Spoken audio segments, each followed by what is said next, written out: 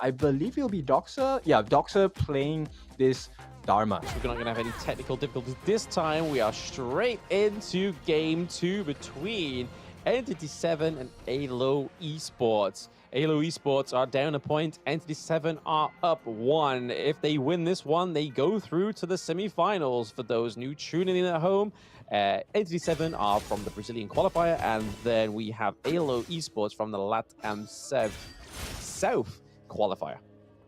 Yep, so right off the bat, both teams have identified that we need to win the Clash lane. And so far, it looks like it is Entity 7 still storming their way through. Yeah, already going for like that level 1, level 2 engage right up into the Clash lane. We have Byron pretty much onto the side of the blue as well. So Nine Norvis really showing that he's an aggressive player in this Clash lane. And it's really nice to see that there's some Clash laners out there that are just trying to put some pressure onto the enemies. Yep, the dominance is pretty clear here. Vaquita gonna just sidestep that Ocean of Tears along with the Flowing Sigh. But now it's why Entity 7 is placing so much emphasis on the Clash lane, right? They want to take attention away from the farm lane, and that's exactly what they have successfully done thus far. Now we're gonna see a Vanguard. He's gonna start approaching these the jungle camps on the side of AYLO. I think they managed to steal away that Tusk Boar camp as well. Yeah, these little bits of camps that they're taking away for their sides is just going to be cutting off the supply chain to the Orgrim, which is going to be a detriment to the side of AYLO Esports, right? We're already seeing there that the Yuhuan is trying to share some of the gold in the mid lane just to try and sort of cipher and gain that gold lead when she can. And right now, she's ahead by 200 gold, which isn't a lot, but if that kind of momentum sustains and that tempo continues, then it could be trouble for AYLO. Yeah, Nine Norvas already establishing a clear lead here. He might have a level advantage if he's able to take this jungle camp away. In the meantime, Vermont struggling to keep pace with a Vanguard at this point. Yeah, you're not going to get gold sat under that T1, right? That's the only problem. So just trying to clear that minion wave just to make sure there's no priority there. But just look how fast Hue1 is able to just take that minion wave. And all that time, you can see Byron and the Lady Jen just helping themselves to Vermont's jungle. And that's not right. He's just waiting. Yep, they're just waiting for that perfect opportunity. No first blood just yet. Will not get it through this play. But nonetheless, they might force Vermont to back out. Because if he's a little bit too aggressive, he might get taken out in an instant. Yeah, I just find it crazy how overstepping Entity 7 are, right? They are just not scared of going into the enemy jungle. They're just like, you know what? We've got Hue1. We've got Byron. We can do so much damage and sustain so much right now. And then Suits just going with that same kind of popularity or notoriety for himself that he's got that 100. Really touching a little bit more of the late game centric heroes and draft. And now let's get back straight into it. And right away, aggression from a Vanguard. They want to keep eyes onto this Crimson Golem. Will not get the steal. Vermont actually gets it. But now finally some attention being put onto the farm lane. Yeah, even though there was a pause, the pause in tempo for the side of Entity 7 is not paused. Yep, he's gonna come in, and here we go. That's the perfect combination. The time lapse coming in as well. They're gonna force out the infinite vastness. They got what they came for, which is to get a kill. It doesn't matter who it lands on. Now they're gonna be able to clear the wave, and Roba Elmas is gonna be stuck in no man's land 1-on-3. They're gonna try for the dive. Arashi lands that time bomb. Can he get more? He's gonna try and flash out. Not gonna work on the side. And Roba Almas, you can run, but you can't hide. Entity 7, they take no prisoners. Oh, but here comes the trade. It is going to be Boss. Yep, Boss going to be traded. So farm lane for farm lane, they do make the trade. And at this point, Vermont looking for more. Can he get the kill? This is a big one. He gets the kill on the Arashi. And this is big for AYLO. Recovery imminent for the side of AYLO Gaming. Yeah, I mean, Suit's got it there with a scot-free, right? He was in that bush, something went towards him, and it was kind of just like, hey, go away, and recall him, right? As Dharma was kind of rotating with the teleport mechanic, but I think AYLO really responded to that pretty well, because even though the mid lane, we had Orgren and as well as the Haino there, it didn't quite rotate fast enough, but a lot of damage already going onto the Orgren, as we can see on the minimap there. Not quite much going on for Dharma. Dozak was trying to deny the steal of that Azure Golem, but it was going over to the side of Entity 7. Yep, you know, in the midst of that chaos, Nine Norvas actually got a solo kill onto Vaquita. And you can see the prime difference in the gold, 1.5k ahead for the side of Nine Norvas. That's a lot of damage he's able to deal. A lot of damage. We've already seen the Shadow Ripper come through onto the side of the Entity 7 as Garo has built that, but we can kind of see the Axe of Torment, or it's just been completed as well for Roba Almas. And, oh, okay. Bit of off-screen action. Yep, so Vaquita gets the kill, but Vermont, he's very slow. He gets caught out, and a Vanguard going to try and lay down the damage at this point. Will commit his ultimate for the side of Vaquita, but he will not be able to run away. Our Vanguard, look at the damage he's dealing. The sidesteps. Vermont, does he choose to come in? No, he will not. He will make the sacrifice play, so Vaquita has to give his life. And at this point, there's much more that they're giving up than that.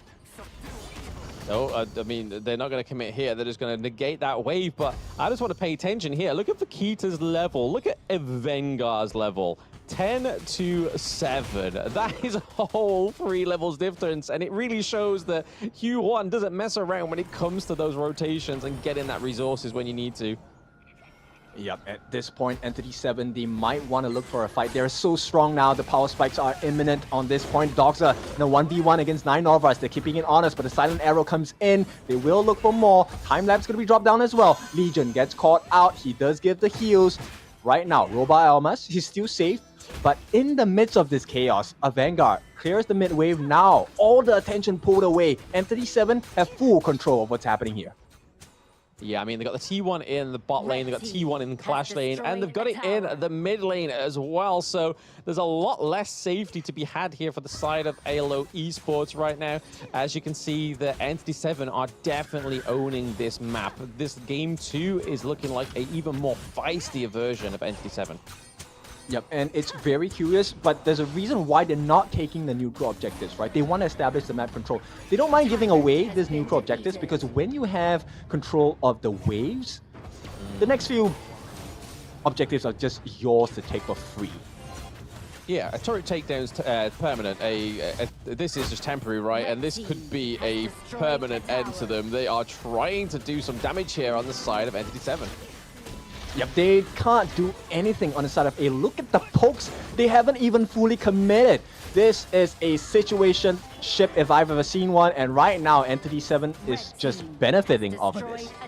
The fact that Entity 7 was like, hey, we got no minions, but then Vengar was like, hey, don't worry about it. You keep hitting it with your long-range arrows, I'll keep healing you, don't worry about it. And they managed to secure the T2 without having the minions there to finish it off as well, which really just shows that they are going for the ballsy gameplay on the side of Entity 7. And it's really paying off. They're 24k gold against 21, so that's slowly slipping away.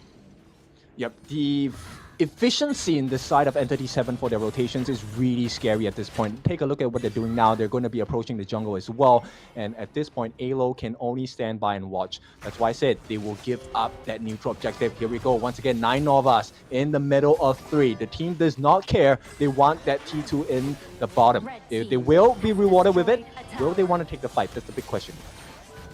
Yeah, I mean, the minion wave's getting negated here as well, so they still have a minion wave pushing towards the side of AYLO Esports as well, looking to cut off that Crimson Gold, and it does go over to Garo, but okay. Okay, Suits gets taken down, but it's a sacrifice play. Can they get more? Here comes the knockback. The truth hurts, and at this point, Vermont, they have found the opening. Can they get more? It is paramount. They get a kill here. 2 kills is not enough as AYLO, they're looking, but they will not find anything. Entity 7, they walk away. Just a little bit of hurt, but they are still in the lead. Yes, no pain, no gain. And AYLO Esports finally gets a little bit of a foot in the front door. It's just, is it a moment of time until Entity 7 just slams that front door shut, or are they actually going to be able to pry themselves into it? Oh no, Vaquita gets caught out once again. Time-lapse going to be dropped down. That's a huge ultimate gone. And the fact that he's still alive, that's going to be good. But he did not have access to his Fate Rewind, so this is a bit concerning for the side of AYLO.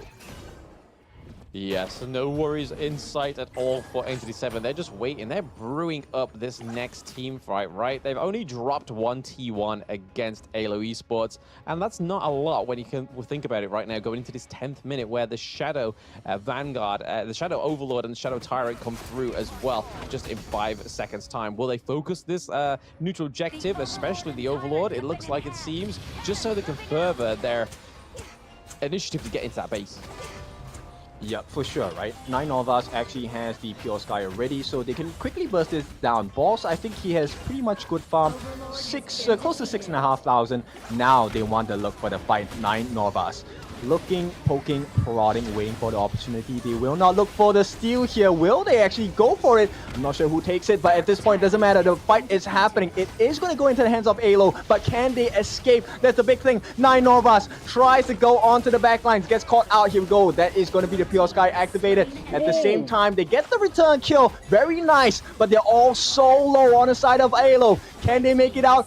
Oh, for Almas will not do it. It is going to be a kill for the side of Entity 7, and finally, it is going to be the real pressure. Entity 7, they're staring them down in the face. Nice catch. That's a big one from Doza. They get a killing spree onto Vermont. This could be the one that changes the whole fight, but at this point, 9 Norvas, he is just too much to handle on the side of Entity 7. Nobody's able to deal the damage to him. They survive, but AYLO lose so much in this process. Yeah, I mean, that 2-1 trade, right? That definitely seemed like a lot more of a brutal engage between both of these teams. A big brawl, but only coming out with 2-1 trade for the side of AYLO Esports. Yes, they're able to pick up the Shadow Tyrant, but now they've still got to face off towards the Shadow Vanguard as well. It has fallen, but it does mean that they're able to try and get further into the higher ground turret there, but again, we had a struggle there from 9 Norvas not being able to get in where he needed to. I can imagine that being quite frustrating. Yep, it's a deal with the range, right? End of the day, 9 Norvas, he didn't want to overcommit, didn't want to commit the flash as well, unless it's a guarantee.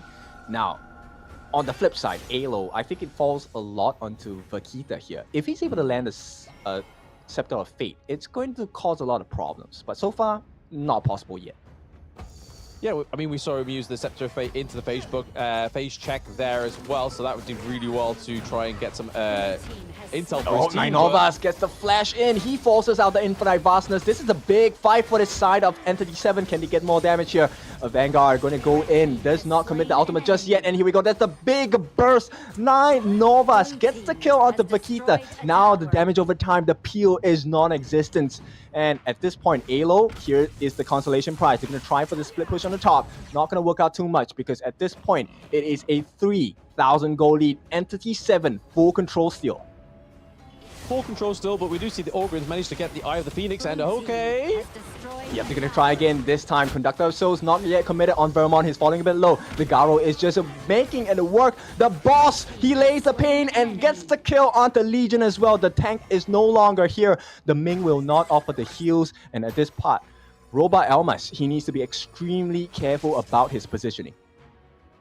Yeah, the only problem they're going to have here, AYLO Esports, is the fact that they're going to be starved of all their jungle, and it's really showing here. And there may be a potential engage with this minion wave coming into the farm lane. Yep, there's no way for them. That's a catch by Doxa, but at this point, it doesn't matter. The killing spree, nobody gets to lay hands onto Boss, and that's a huge problem for the side of AYLO, but Entity 7 love it. They're looking for more. Silent Arrow going to be laid down, but there's still more waves crashing down. I think at this point, they want to take a break. Entity 7, they will back out. Still keep doing the macro plays that they're trying to aim for here on AYLO Esports. We could still see a potential turnaround. Yeah, but Vermont now being chased down by 3 different members. He's going to be right in the middle, caught in no man's land. Path of Passing going to be laid down, but here comes the ultimates. Going to be laid down as well. Destructive Deluge. Can the team come and save him? Legion looking for the opening. Conductor of Soul is going to be dropped down as well. Ooh. No kills just yet. Does he survive? He does. And this is a huge win for the side of AYLO if they don't lose anyone else. But 9 Norvas, he's looking to make a difference here. It's staring them in the face. 1v5. They will back out because at this point, the neutral objectives are up. Neutral objectives are up, but just look how little health that Clash Lane high ground turret has. So that play that Orgrim really was trying to set up there, so Vermont really play his macro play playing dividends there. The potential for a backdoor could be here. Yep, this is a critical moment, right? They have to be really careful about it. At this point, Vanguard, he's going to keep eyes on the path of passing. Hang on, he actually walks into the middle of 9 Novas. 9 Novas going to lay down the pain as well. He gets a killing spree. M37, this is the opening they've been looking for. Here we go, another one, force field suppression. And it's a rampage coming up for Boss, and he wants more. A Vanguard coming in, has expended the ultimates and we're already no more utility available as AYLO. This is the last stand, but this is all they can do. The stand is no more. Entity 7 march on to victory with a clean 2-0. Yes, congratulations.